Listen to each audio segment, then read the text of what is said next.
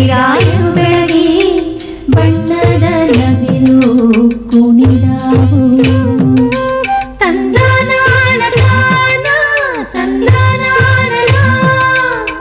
ಸ್ವಾತಿಯ ಮಳೆ ಹುಯ್ದು ಮುತ್ತುಗಳ ನೆನೆವಾಗಿ ಭೂತಾಯಿ ನೆನೆದು ಹರಸ್ಯಾಳು. ಮಾವು ಮಲ್ಲಿಗೆಯೊಳಗೆ ಸುಳಿದಾಡಿ ಎಳೆಗಾಡಿ ಕೋಗಿಲೆ ಕೂಗು ಎಂದು ಸರವಿಕ್ಕಿತೋ. ಅರಸರ ಕಥೆಯಲ್ಲ ಗುರುಗಳ ಮತಿಯಲ್ಲ ಬಿತ್ತಿ ಬೆಳೆದವರ ಪಾಡು ಹಾಡಾಯಿತೋ. ಭೇದವ ಮಾಧವ ಕಾಣದ ಜನರು ಓದನು ಅರಿಯದೆ ಗಾದೆ ಕಟ್ಟಿದರು.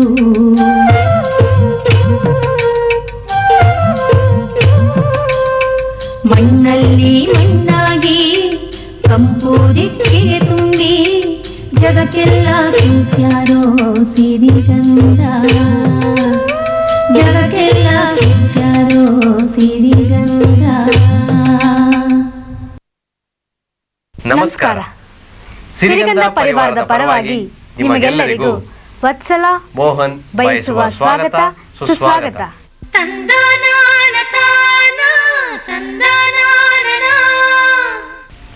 ಸಾಮಾನ್ಯವಾಗಿ ನೀವು ಯಾವ್ಯಾವ ಪೂಜೆ ಆಚರಣೆ ಮಾಡ್ತೀರಿ? ಸತ್ಯನಾರಾಯಣ ಪೂಜೆ, ಮಂಗಳಗೌರಿ ಪೂಜೆ, ಗೌರಿ ಪೂಜೆ, ಕುಂತಿ ಪೂಜೆ. ಕುಂತಿ ಪೂಜೆನಾ? ಇದ್ಯಾವ್ದಿದು? ಕೇಳೋದಕ್ಕೆ ಹೊಸದಾಗಿದೆಯಲ್ಲ. ಕೇಳೋದಕ್ಕೇನೋ ಇದು ಹೊಸದೇನೆ, ಆದರೆ ಈ ಆಚರಣೆ ಬಹಳ ಹಳೆಯದು. ಜೀವನದುದ್ದಕ್ಕೂ ಕಷ್ಟಪಟ್ಟು ರಾಜ್ಯ ಬಂದಾಗ ಕಾಡಿಗೆ ಹೋದ ಕುಂತಿ ಬಗೆಗೆ ನಮ್ಮ ಜನಪದರು ತಳೆದ ಪೂಜ್ಯ ಹಾಗೂ ಗೌರವ ಭಾವನೆ ಅವಳನ್ನು ದೈವತ್ವಕ್ಕೆ ಏರಿಸಿತು. ಕುಂತಿ ಪೂಜೆ ಮಳೆಗೆ ಮತ್ತು ಸಸ್ಯ ಸಮೃದ್ಧಿಗೆ ನೆರವಾಗಲೆಂಬ ಆಶಯ ಈ ಆಚರಣೆಯ ಹಿನ್ನೆಲೆ.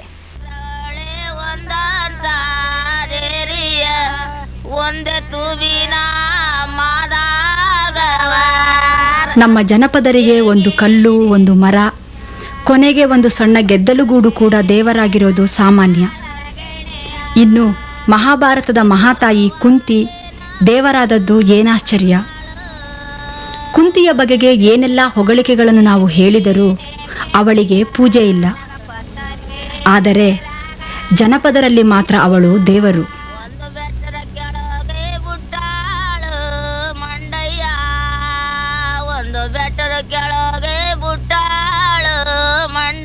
ದಾರಿಯ ಬಾಗುಲು ಮುಂದೆ ಕೂಗಿತ್ತು ಜೌನ ಆಯ್ಕ ಎಂಬ ಜೈಪತ್ರ ಮಗ್ಗು ಮಗ್ಗಿನ ಕಡ್ಡೆ ಮುಡಿಯ ಬಾರೆಣ್ಣೆ ಸೋಗ್ನೋಲೆ ಕಂಡೆ ಸೊಳ್ಕೊಳೆಯ ಕಂಡೆ ಚಿಟ್ಟುಂಡೆ ಕಾಯಿ ಚಿನ್ನದ ಎಲೆ ಕಟ್ಟು ಚಿಕ್ಕರ್ಸಿ ನಮ್ಮ ಹೆಣ್ಣುಂಟಮ್ಮ ಹೆಣ್ಣುಂಟೆ ಬೇಕಾದ ಬಟ್ಟ ನೀಡೆ ಸಾವಿರಕ್ಕೆ ಸಣ್ಣ ಸೇರೆ ಕೊಂತವನಿಗೆ ಮುಂದೆಡು ನಿಲುಗದೋರೆ ತಾಯೇ ಕೊಂತವನ ಅಂಗಳದಲ್ಲಿ ಬಾಳೆ ಬಾಗಿದವ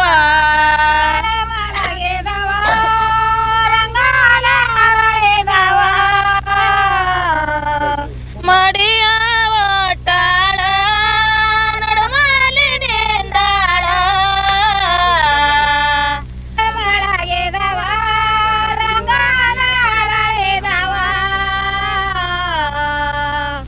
ತಾಯೇ ಕೊಂತ ಮನ ಬಗಲ ಮುಂದೆ ಬಾಳೆ ಬಾಗಿದವ ದಾಟೇರೆ ಮೇಲೆ ಬರುವಾಳ ಕೊಂತಮ್ಮ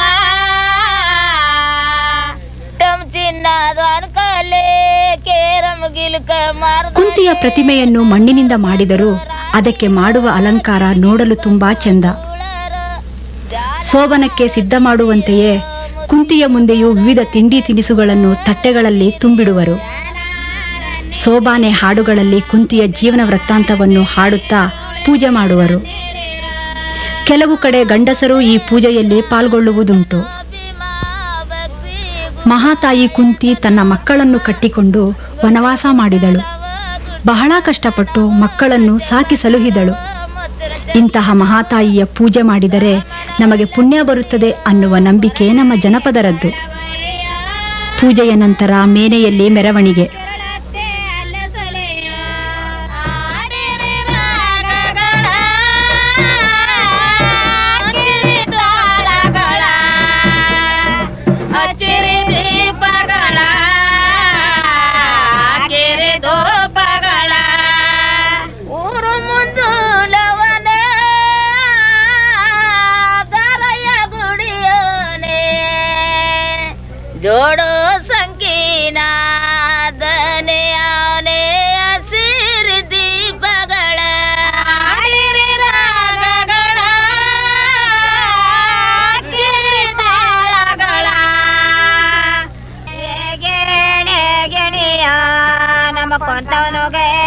ಕುಂತಿಯನ್ನು ಹೊಲದ ಅವರೆಗಿಡದ ಬಳಿ ತಂದು ಪೂಜಿಸಿದ ಮಹಿಳೆಯರು ಅವಳನ್ನು ಮಕ್ಕಳಾದ ಪಾಂಡವರು ಬಿತ್ತಿ ಹೋದ ಅವರೇ ಬಳ್ಳಿಯ ಸಾಲಿನಲ್ಲಿ ಬಿಟ್ಟು ಬರುವರು.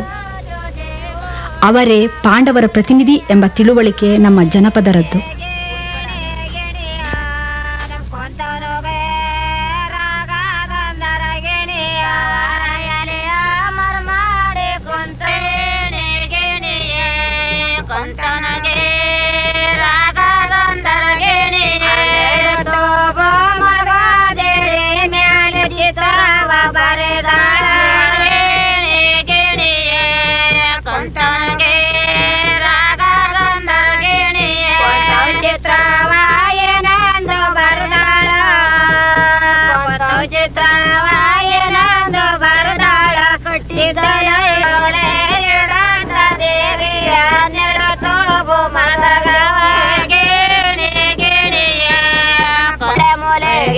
ಪತಾರೆ ಕೊಂತಿನ ಜಾಲ ಮಲಗೆ ಬೆಲ್ಲ ಪತಾರೆ ಕೊಂತಿನ ಜಾಲ ಮಲಗೆ ಬೆಲ್ಲ ಪತಾರೆ ಆ ಹೂವ ತಂದು ಮಳಿಗೆ ಮಜ್ಜನ ಮಾಡಿ ಹೂವ ತಂದರು ಗೊರವ ಕೋಡ ತಂದು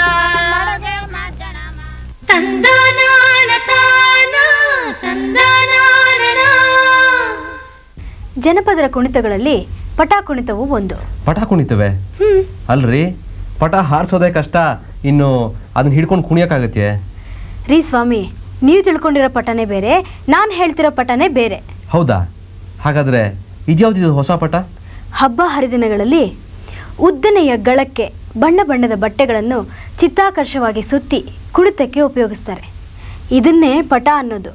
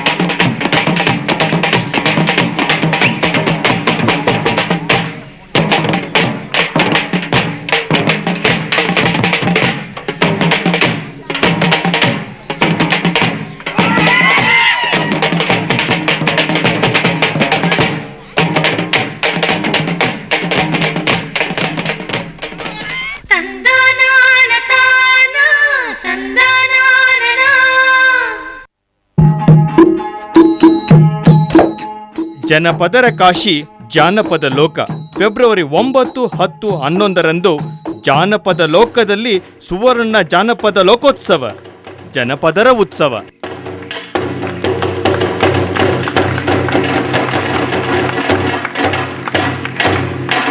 ಈ ಅಪರೂಪವಾದಂಥ ಉತ್ಸವ ಈ ಲೋಕೋತ್ಸವ 2007 ಫೆಬ್ರವರಿ 9, 10, 11ರಂದು ಕರಕುಶಲ ವಸ್ತು ಪ್ರದರ್ಶನ, ಆಹಾರ ಮೇಳ, ಸಂತೆ, ಜನಪದ ಮನರಂಜಕರಿಂದ ವೈವಿಧ್ಯಮಯ ಕಲಾ ಪ್ರದರ್ಶನಗಳು.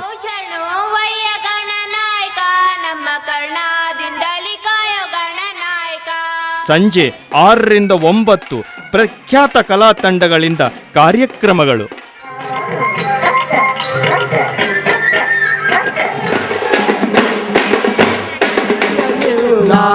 ವದನ ನೋಡೆ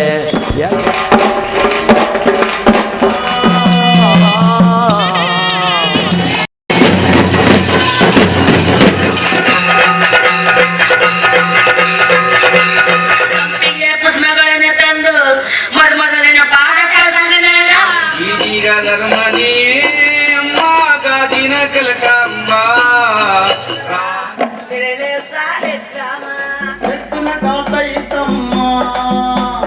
ಜಾನಪದ ಲೋಕಕ್ಕೆ ಬನ್ನಿ, ಲೋಕೋತ್ಸವ ಸಂಭ್ರಮದಲ್ಲಿ ಪಾಲ್ಗೊಳ್ಳಿ.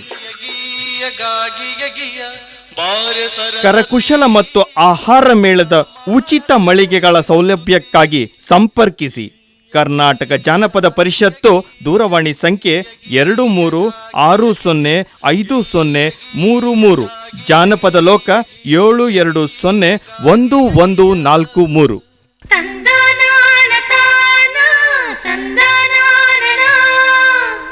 ಆ ಬೆಟ್ಟದಲ್ಲಿ ಬೆಳದಿಂಗಳಲ್ಲಿ ಸುಳಿದಾಡಬೇಡ ಗೆಳತಿ, ಚೆಲುವಾದ ನಿನ್ನ ಮಲ್ಲಿಗೆಯ ಮೈಯ ಸುಟ್ಟಾವೋ ಬೆಳ್ಳಿ ಕಿರಣ, ಸುಟ್ಟಾವೋ ಬೆಳ್ಳಿ ಕಿರಣ.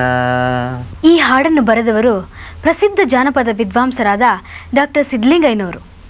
ಕವಿಗಳಾಗಿ ನಾಟಕಕಾರರಾಗಿ ಹೆಸರು ಮಾಡಿರುವ ಅವರು ಜಾನಪದದಲ್ಲಿ ಪರಂಪರಾಗತವಾದ ವಿಚಾರಗಳನ್ನು ವೈಚಾರಿಕ ದೃಷ್ಟಿಯಿಂದ ಪರಿಷ್ಕರಿಸಬೇಕೆಂಬ ನಿಲುವನ್ನು ಹೊಂದಿದವರು. ಇವರನ್ನು ಡಾಕ್ಟರ್ ಸಿ ವೀರಣ್ಣ ಅವರು ಸಂದರ್ಶಿಸುತ್ತಾರೆ. ಇಕ್ರಲ ವದಿರಲ ಕನ್ನಡ ಕಾವ್ಯ ಕ್ಷೇತ್ರದಲ್ಲಿ ಎಲ್ಲರ ಹೃದಯವನ್ನು ತಲ್ಲಣಿಸಿದಂಥ ಮಾತುಗಳಿವು. ಕನ್ನಡ ಕಾವ್ಯಕ್ಕೆ ಇಂತಹ ಶಬ್ದಗಳನ್ನು ತಂದ ಕವಿ ಡಾಕ್ಟರ್ ಸಿದ್ಧಲಿಂಗಯ್ಯ. ದಲಿತ ಕವಿ ಎಂದು ಹೆಸರಾಗಿ ಬಂಡಾಯ ಮನೋಧರ್ಮದಿಂದ ಬಂಡಾಯವನ್ನು ಕರ್ನಾಟಕದಲ್ಲಿ ಹುಟ್ಟುಹಾಕುವುದಕ್ಕೆ ಮೊದಲಿಗರಲ್ಲಿ ಒಬ್ಬರಾದ ಅವರು ಈ ದಿನ ನಮ್ಮ ನಡುವೆ ಇದ್ದಾರೆ. ಕರ್ನಾಟಕದ ಗ್ರಾಮ ದೇವತೆಗಳ ಬಗ್ಗೆ ತುಂಬ ಆಳವಾದಂಥ ಅಧ್ಯಯನವನ್ನು ಮಾಡಿರುವ ವಿದ್ವಾಂಸರಲ್ಲಿ ಅವರು ಪ್ರಮುಖರು. ಸಿದ್ಧಲಿಂಗಯ್ಯನವರು ಪ್ರಸ್ತುತ ಬೆಂಗಳೂರು ವಿಶ್ವವಿದ್ಯಾಲಯದಲ್ಲಿ ಕನ್ನಡ ಪ್ರಾಧ್ಯಾಪಕರಾಗಿ ಕೆಲಸ ಮಾಡುತ್ತಿದ್ದಾರೆ. ಇದರ ಜೊತೆಗೆ ಅವರು ಶಾಸಕರೂ ಆಗಿರುವುದು ವಿಶೇಷ. ಸಿದ್ಧಲಿಂಗಯ್ಯನವರೇ, ಸಿರಿಗಂಧದ ಪರವಾಗಿ ತಮಗೆ ನಮಸ್ಕಾರ. ಈಗ ಗ್ರಾಮೀಣ ದೇವತೆಗಳ ಬಗ್ಗೆ ಬಹಳ ಕೆಲಸ ಮಾಡಿದ್ದೀರಿ ನೀವು. ಈ ನಿಮ್ಮ ಅನುಭವದಲ್ಲಿ ಈ ಗ್ರಾಮೀಣ ದೇವತೆಗಳ ವೈಶಿಷ್ಟ್ಯ ಏನು ಮತ್ತು ನಿಮಗೆ ಆಗಿರುವಂಥ ಕೆಲವು ವಿಶಿಷ್ಟವಾದಂಥ ಅನುಭವಗಳೇನು ಅನ್ನೋದನ್ನು ನಮ್ಮ ಜೊತೆ ಹಂಚ್ಕೋಬೇಕಲ್ಲ ತಾವು? ಇದು ಕೂಡ ಭಾಳ ವಿಶಿಷ್ಟವಾದ ವಿಚಾರವೇ. ಏಕೆಂದರೆ ನಾನು ದೇವರಲ್ಲಿ ನಂಬಿಕೆ ಇಲ್ಲದಂಥ ಒಬ್ಬ ಮನುಷ್ಯ. ನಂಬಿಕೆ ಇಲ್ಲದೇ ಇದ್ದರೂ ಕೂಡ ಇತ್ತೀಚೆಗೆ ನನಗೆ ಸ್ವಲ್ಪ ಗೌರವ ಬರ್ತಾಯಿದೆ ದೇವರುಗಳ ಬಗ್ಗೆ. ಅಂದರೆ ದೇವರು ಇಲ್ಲದೇ ಇದ್ದರೂ ಕೂಡ ದೇವರುಗಳ ಬಗ್ಗೆ ಲಘುವಾಗಿ ಮಾತನಾಡಬಾರ್ದು. ಈ ಗ್ರಾಮ ದೇವತೆಗಳು, ಹಬ್ಬ ಆಚರಣೆಗಳು, ಪುರಾಣ, ದಂತಕತೆ, ಐತಿಹ್ಯ ಏನು ಪ್ರಚಲಿತವಾಗಿದೆ, ಇದರಲ್ಲಿ ಏನೋ ಒಂದು ಅರ್ಥ ಇದೆ, ಏನೋ ಒಂದು ಬೆಳಕಿದೆ. ಇದನ್ನು ಅರ್ಥ ಮಾಡ್ಕೋಬೇಕು ಅನ್ನೋ ಒಂದು ದಿಕ್ಕಿನಲ್ಲಿ ನಾನು ತುಂಬ ಕೆಲಸ ಮಾಡಬೇಕು ಅನಿಸಿದೆ. ಸ್ವಲ್ಪ ಕೆಲಸ ಮಾಡಿದ್ದೇನೆ. ಆದರೆ ಒಂದು ನನಗನ್ಸಿದ್ದು, ಈ ಶಿಷ್ಟದ ಸಮಾಜ ಏನಿದೆ, ಈ ಪ್ರತಿಷ್ಠಿತ ಸಮಾಜ ಏನಿದೆ, ಈ ಪ್ರತಿಷ್ಠಿತ ಸಮಾಜದ ದೇವತೆಗಳಿಗಿಂತ ಈ ಗ್ರಾಮ ದೇವತೆಗಳ ಒಂದು ಪುರಾಣ, ಐತಿಹ್ಯ, ದಂತಕತೆ ಅವುಗಳ ಲೋಕ ತುಂಬ ಕುತೂಹಲಕಾರಿಯಾದದ್ದು, ವರ್ಣರಂಜಿತವಾದದ್ದು. ಆ ದೇವತೆಗಳಿಗೆ ಇಲ್ಲದೇ ಇರತಕ್ಕಂಥ ಪುರಾಣವನ್ನು ನಾವಿಲ್ಲಿ ನೋಡ್ತೇವೆ. ಆ ದೇವತೆಗಳಿಗೆ ಇಲ್ಲದೇ ಇರತಕ್ಕಂಥ ಹಬ್ಬ ಆಚರಣೆಗಳನ್ನು ನೋಡ್ತೇವೆ. ಮತ್ತು ಆ ದೇವತೆಗಳಿಗೆ ಇಲ್ಲದ ಮಾನವೀಯತೆಯನ್ನು ಕೂಡ ನಾವು ನೋಡ್ತೇವೆ. ಎಷ್ಟೊಂದು ಮಾನವೀಯತೆ ಇದೆ ಅಂತಂದರೆ, ಈ ಪುರಾಣಗಳಲ್ಲಿ ಎಷ್ಟೋ ದೇವತೆಗಳು ಮನುಷ್ಯರಿಗಿಂತ ಭಿನ್ನವಾಗಿಲ್ಲ ಅಷ್ಟೇ. ಅವರ ದೇವತೆಗಳ ಹೊಡೆದಾಟ, ಆ ದೇವತೆಗಳ ಕಚ್ಚಾಟ, ಪ್ರೇಮ ಪ್ರಕರಣಗಳು ಮತ್ತು ವಂಚನೆ, ಸುಳ್ಳು ಹೇಳ್ತಕ್ಕಂಥದ್ದು, ಏಟು ತಿಂತಕ್ಕಂಥದ್ದು, ಇದನ್ನೆಲ್ಲ ನೋಡಿದ್ರೆ ಇದು ಯಾವ ಒಂದು ಶಿಷ್ಟ ದೇವತೆಗಳಿಗಿಂತ ವಿಶಿಷ್ಟವಾಗಿದೆ ಅಂತಕ್ಕಂಥದ್ದು. ಈ ದೇವತೆಗಳು ಮನುಷ್ಯರಲ್ಲದೆ ಬೇರೆ ಅಲ್ಲ ಅನ್ನಿಸ್ತದೆ. ಬಹುಶಃ ಮಾನವೀಯತೆ ಯಾಕೆ ನಮಗೆ ಬೇಕಾಗ್ತದೆ ಅಂದರೆ ಆ ದೇವತೆಗಳ ಒಂದು ಸರಳವಾದ ವರ್ತನೆ ಮತ್ತು ಮನುಷ್ಯರ ರೀತಿಯ ವರ್ತನೆ ನಮಗೆ ತುಂಬ ಇಷ್ಟ ಆಗ್ತದೆ. ಅದರಿಂದ ದೇವತೆಗಳು ನಮಗೆ ಮೆಚ್ಚುಗೆ ಆಗ್ತವೆ. ಅವುಗಳ ಒಡೆದಾಟ, ಕಚ್ಚಾಟ ಮತ್ತು ಗಲಾಟೆ, ಕೂಗಾಡ್ತಕ್ಕಂಥದ್ದು. ನಾನು ಇನ್ನೊಂದು ಊರಿನಲ್ಲಿ ಗಮನಿಸಿದೆ, ದೇವರು ಮೈ ಮೇಲೆ ಬಂತು ಅಂತ ಹೆಂಗೆ ಗೊತ್ತಾಗ್ತದೆ ಜನರಿಗೆ ಅಂದರೆ, ಆ ದೇವರು ಮೈದುಂಬದವನು ಏಕಾಏಕಿ ಶಿಳ್ಳೆ ಹೊಡಿಯೋಕ್ಕೆ ಶುರು ಮಾಡ್ಬಿಡ್ತಾನೆ, ಈ ವಿಜಲ್ ಹಾಕೋದು. ಅಂದರೆ ಅವನು ವಿಜಲ್ ಕೇಳ್ದಟ್ಟಿಗೆ ದೇವರು ಬಂತು ಅನ್ನೋದು ಜನಗಳೆಲ್ಲ. ಆಮೇಲೆ ಆ ವಿಜಲ್ ಹಾಕ್ಕೊಂಡು ಅವನು ಊರು ಸುತ್ತ ಒಂದು ರೌಂಡ್ ಪ್ರದಕ್ಷಿಣೆ ಬರ್ತಕ್ಕಂಥದ್ದು. ಬಹುಶಃ ಇದೆಲ್ಲ ಯಾಕೆ ಇಷ್ಟ ಆಗ್ತದೆ ಅಂದರೆ ಮನುಷ್ಯ ಈ ಪಡ್ಡೆ ಹುಡುಗರ ರೀತಿಯ ವರ್ತನೆ ಇದು. ಈ ಹುಡುಗರು ವಿಜಲ್ ಹಾಕ್ತಾರಲ್ಲ, ಹಂಗೆ ದೇವರೇ ವಿಜಲ್ ಹಾಕ್ತಾನೆ ಅಂದರೆ ಜನಗಳಿಗೆ ಏನಂದರೆ ಆ ಒಂದು ಭಾವನೆಯೂ ಬರುವುದಿಲ್ಲ. ದೇವ್ರು ಯಾಕಪ್ಪ ಈ ಥರ ವಿಜಲ್ ಹಾಕೋ ಮಟ್ಟಕ್ಕೆ ಕೇಳ್ದ ಅನ್ನೋ ಭಾವನೆಯೂ ಬರುವುದಿಲ್ಲ. ಆದರೆ ಒಂದು ರೀತಿಯ ಅಭಿಮಾನವೇ, ನಮ್ಮ ದೇವರು ಚೆನ್ನಾಗಿ ವಿಜಲ್ ಆಗ್ತಾ ಇದ್ದಾನಲ್ಲ ಅನ್ನೋ ಒಂದು ಅಭಿಮಾನ ಆ ಜನರಿಗೆ ಬರ್ತದೆ. ಬಹುಶಃ ಈ ಜನ ಮತ್ತು ದೇವರ ನಡುವೆ ಒಂದು ಬೆಸುಗೆಯಾಗಿ ಉಳಿದಿರ್ತಕ್ಕಂಥದ್ದು ಈ ಬಗೆಯ ವರ್ತನೆಗಳೇ. ಏಕೆಂದರೆ ಮೈ ಮೇಲೆ ಬಂದಾಗ ಜನ ಎಷ್ಟೊಂದು ಹುಮ್ಮಸ್ಸಿನಲ್ಲಿ ದೇವ್ರನ್ನ ಮಾತಾಡಿಸ್ತಾರೆ ಅಂದರೆ, ಇಲ್ಲಿ ಇಷ್ಟು ದಿನ ಎಲ್ಲೋಗಿದ್ದೆ ಅಂತ ದೇವ್ರು ಕೇಳೋದು. ಆಮೇಲೆ ಅವು ದೇವ್ರ ಮೈ ಮೇಲೆ ಬಂದವನು, ನಾನು ಹಿಂಗೆ ನಿಂದು ಒಂದೇ ಊರ, ಎಷ್ಟೋ ಊರುಗಳು ನೋಡ್ಬೇಕಲ್ಲ ನಾನು. ಆಯಿತು, ನಮಗೆ ಮಳೆ ಬೆಳೆ ಇಲ್ವಲ್ಲ, ಏನು ಮಾಡ್ತಾಯಿದ್ದೆ ಅಂದರೆ ನಿನಗೆ ಒಬ್ಬನಿಗೇನ ಕಷ್ಟ, ನಾವಿಷ್ಟು ಕಷ್ಟ ಬೀಳ್ತಾಯಿದ್ರು, ಎಲ್ಲಿ ಏನು ಮಾಡ್ತಾಯಿದ್ದಾನೆ ದೇವ್ರು. ಪಾಪ ದೇವ್ರನ್ನ ಕೇಳಿದ್ರೆ ಇವನು ಭಕ್ತ, ದೇವರು ನಾನೇನು ಸುಖವಾಗಿದ್ದೀನ, ನೀನು ಕಷ್ಟ ಪಡ್ತಾಯಿದ್ದಿ ಸರಿಯಪ್ಪ, ನಾನೇನು ಸುಖವಾಗಿದ್ದೀನ, ನನಗೂ 28 ತಾಪತ್ರ ಅಂತ ದೇವ್ರು ಹೇಳೋದು. ಅಂದರೆ ಇದೆಲ್ಲ ಬಹುಶಃ ಇದೇ ವರ್ತನೆ ಈ ಮನುಷ್ಯರು ಮತ್ತು ದೇವರ ನಡುವೆ ಒಂದು ಒಳ್ಳೆಯ ಸಂಬಂಧವನ್ನು, ಮಾನವೀಯ ಸಂಬಂಧವನ್ನು ಸೃಷ್ಟಿ ಮಾಡಿರ್ತಕ್ಕಂಥದ್ದು. ಆದ್ದರಿಂದ ನಿಜವಾಗೂ ನಾವು ಈ ವರ್ತನೆಗಳನ್ನು ಮೆಚ್ಚಬೇಕು.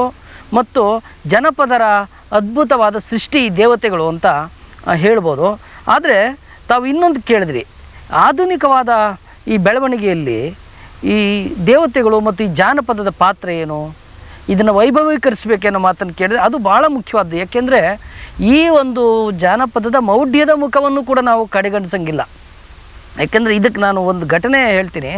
ಈ ಹಬ್ಬ ನಡೀತಾ ಇದ್ದಾಗ ಭೂತಪ್ಪ ಬಂದ್ಬಿಟ್ಟು ಮೈದುಂಬಿ ಕುಣಿತಾ ಇದ್ದ ಭೂತಪ್ಪ. ಈ ಭಕ್ತಾದಿಗಳು ದೇವರಿಗೆ ಏನಾದರೂ ಕೊಡಬೇಕು ಅಂತ ಹೇಳಿ ಎಲ್ಲ ಬಾಳೆಹಣ್ಣು ಕೊಟ್ಟರು. ಬಾಳೆಹಣ್ಣು ತಿನ್ಕೊಂಡು ಹಂಗೆ ಭೂತಪ್ಪ ಕುಣಿತಾ ಇದ್ದವನು ಹಂಗೆ ಮಲಗೇ ಬಿಟ್ಟ ಕೆಳಗೆ.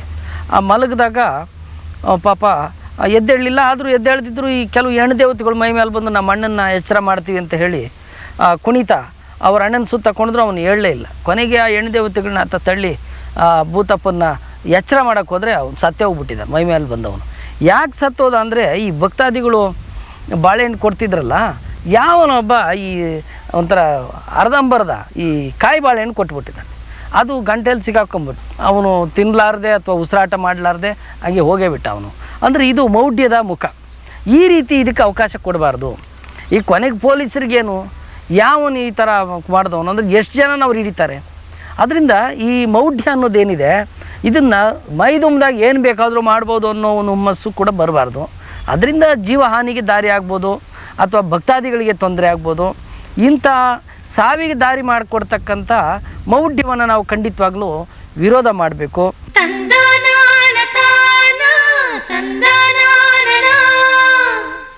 ಬದುಕಿನೊಡನೆ ಸರಸ ಚೆಲ್ಲಾಟ ಕೆಲವರಿಗೆ ನೀರು ಕುಡಿದಷ್ಟೇ ಸುಲಭ. ಅದರಲ್ಲೂ ಬೆಂಕಿಯೊಡನೆ ಸರಸ ಆಡೋರಿಗೆ ಎಂಟದೇ ಬೇಕು. ಈಗಿನ ಮೋಟಾರು ರೇಸು, ಆಕಾಶದಿಂದ ಜಿಗಿಯುವುದು, ಹಗ್ಗ ಕಟ್ಕೊಂಡು ಪ್ರಪಾತಕ್ಕೆ ಧುಮುಕೋದು, ಈ ಎಲ್ಲ ಸಾಹಸಗಳಂತೆ ಹಿಂದಿನಿಂದಲೂ ನಮ್ಮ ಜನಪದರು ಮಾಡುತ್ತಾ ಬಂದಿರುವ ರೋಚಕ ಕಸರತ್ತು ಬೆಂಕಿ ಭರಾಟೆ. ಮನರಂಜಿಸುವುದಕ್ಕೆ ಏನಾದರೂ ಚಮತ್ಕಾರ ಅಗತ್ಯ. ಚಮತ್ಕಾರದ ಜೊತೆಗೆ ಸಾಹಸ, ಅದರಲ್ಲೂ ಅಪಾಯಕಾರಿ ಸಾಹಸವಾದರಂತೂ ಉಸಿರು ಬಿಗಿ ಹಿಡಿದು ನೋಡುವಂತೆ ಮಾಡುವುದು. ನಮ್ಮ ಜನಪದರಲ್ಲೂ ಅನೇಕ ಸಾಹಸವನ್ನು ತೋರುವ ಕಸರತ್ತುಗಳಿವೆ. ಅವುಗಳಲ್ಲಿ ಬೆಂಕಿ ಭರಾಟೆ ಒಂದು. 2 ಕೈಗಳಲ್ಲಿ ಕೋಲುಗಳ ತುದಿಗೆ ದೊಂದಿ ಹಚ್ಚಿ ಹಿಂದಕ್ಕೆ ಮುಂದಕ್ಕೆ ತಿರುಗಿಸುವ ಚಮತ್ಕಾರಿಕೆ ಸುಲಭದ್ದಲ್ಲ.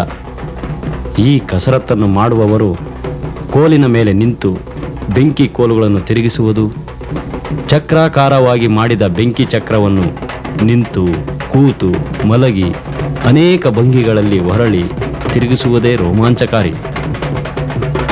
2 ಕೋಲು ಜೊತೆ ಮತ್ತೊಂದನ್ನು ಹಿಡಿದು ತಿರುಗಿಸಲು ಅಭ್ಯಾಸ ಮತ್ತು ಪರಿಶ್ರಮ ಬೇಕೇ ಬೇಕು.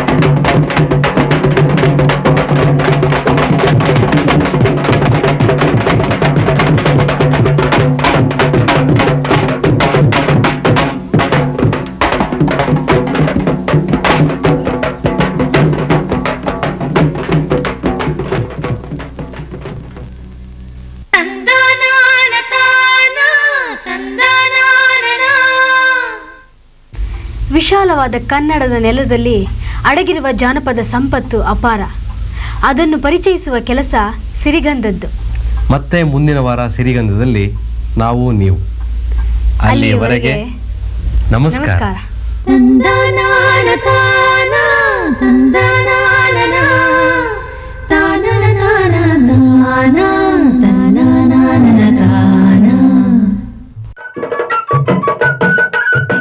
ಸಂತೆಯೊಳಗೊಂದು ಸುತ್ತು ಗ್ರಾಮೀಣ ಬದುಕಿನ ಗಮ್ಮತ್ತು. ಜಾನಪದ ಕರ್ನಾಟಕದ ಸಿರಿ ಸಂಪತ್ತು ಜಾನಪದ ಲೋಕ.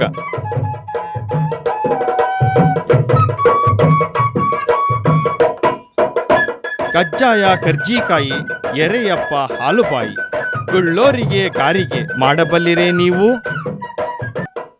ಕೌದಿ ಕಸೂತಿ ಕರಕುಶಲ ಕಲೆಗಳಲ್ಲಿ ಬಲ್ಲಿದರೆ ನೀವು? ಕುಸ್ತಿ ಕಸರತ್ತು ಇಂದ್ರಜಾಲದ ಮಾಟ, ಕೌಲೆತ್ತು ಹಚ್ಚೆ ದೊಂಬರಾಟ ತೋರಬಲ್ಲಿರೇ ನೀವು? ದೇಸಿ ಉತ್ಪನ್ನಗಳ ಪ್ರದರ್ಶನ ಹಾಗೂ ಮಾರಾಟಕ್ಕೊಂದು ಸುವರ್ಣಾವಕಾಶ. ಜಾನಪದ ಲೋಕೋತ್ಸವ 2007 ಫೆಬ್ರವರಿ 9, 10, 11. ಕರಕುಶಲ ಮತ್ತು ಆಹಾರ ಮೇಳದ ಉಚಿತ ಮಳಿಗೆಗಳ ಸೌಲಭ್ಯಕ್ಕಾಗಿ ಸಂಪರ್ಕಿಸಿ. ಕರ್ನಾಟಕ ಜಾನಪದ ಪರಿಷತ್ತು ದೂರವಾಣಿ ಸಂಖ್ಯೆ 23605033. ಜಾನಪದ ಲೋಕ 72011143. ಈ ಕಾರ್ಯಕ್ರಮವನ್ನು ಪ್ರಾಯೋಜಿಸಿದವರು ಕರ್ನಾಟಕ ಜಾನಪದ ಪರಿಷತ್ತು, ಬೆಂಗಳೂರು.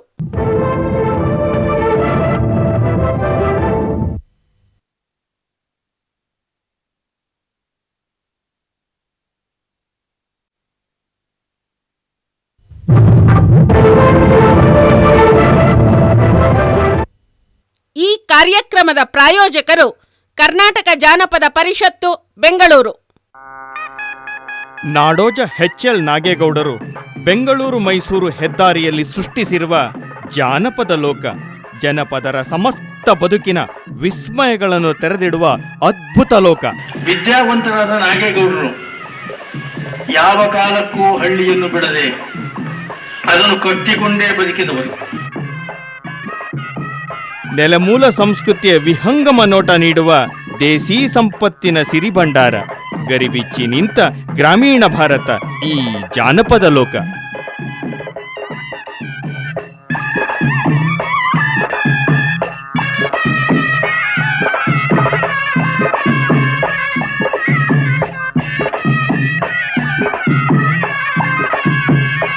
ಜನಪದರ ತವರು ಮನೆಯಾದ ಜಾನಪದ ಲೋಕಕ್ಕೆ ಬನ್ನಿ, ವೀಕ್ಷಿಸಿ, ಆನಂದಿಸಿ. ವಿವರಗಳಿಗಾಗಿ ಸಂಪರ್ಕಿಸಿ ಕರ್ನಾಟಕ ಜಾನಪದ ಪರಿಷತ್ತು, ದೂರವಾಣಿ ಸಂಖ್ಯೆ 23605033. ಜಾನಪದ ಲೋಕ 72011143.